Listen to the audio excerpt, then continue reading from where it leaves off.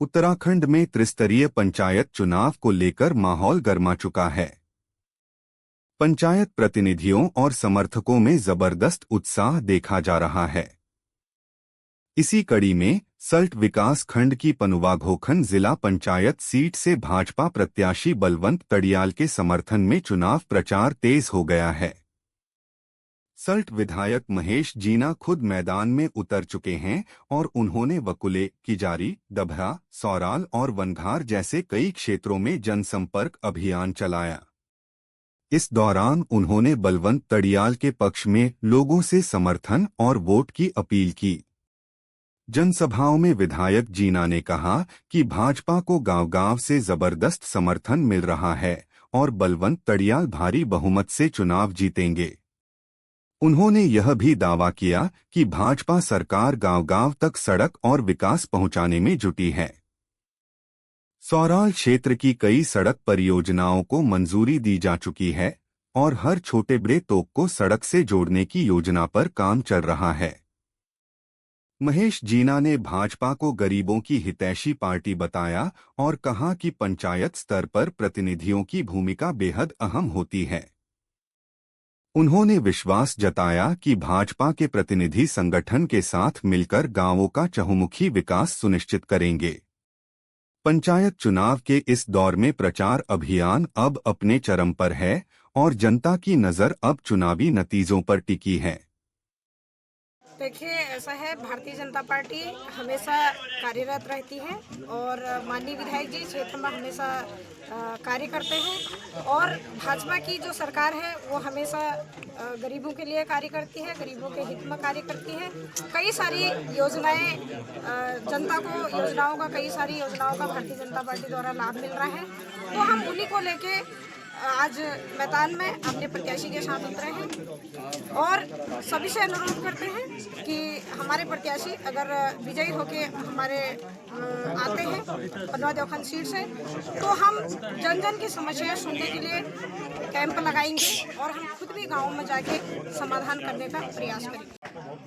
मैं अपने माननीय विधायक जी के कार्यों को लेकर चल रहा हूँ। पूरे क्षेत्र में जो उन्होंने कार्य किए हैं, चाहे वो सड़क का कार्य हो, चाहे वो हर कस्बे में जो उन्होंने विकास किया, उसको लेकर के जनता के बीच में जा रहा हूँ।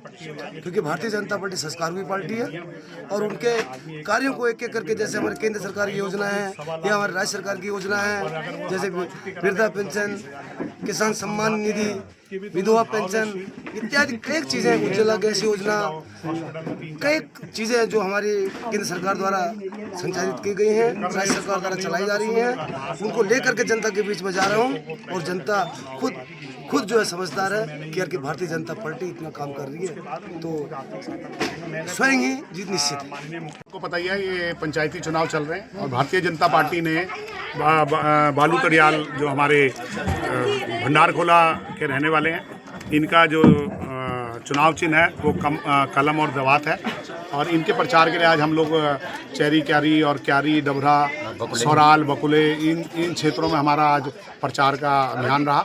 आज जनता की जो इतनी भीड़ देख के ये निश्चित है कि हमारे तड़ियाल जी बहुत अधिक वोटों से यहाँ जीत रहे हैं और जब से मैं भी विधायक बना हूँ, मेरा भी प्रयास रहा है कि चाहे हमारी सौराल से उनका जो तोक बगड़िया है वहाँ तक रोड को ले जाऊँ।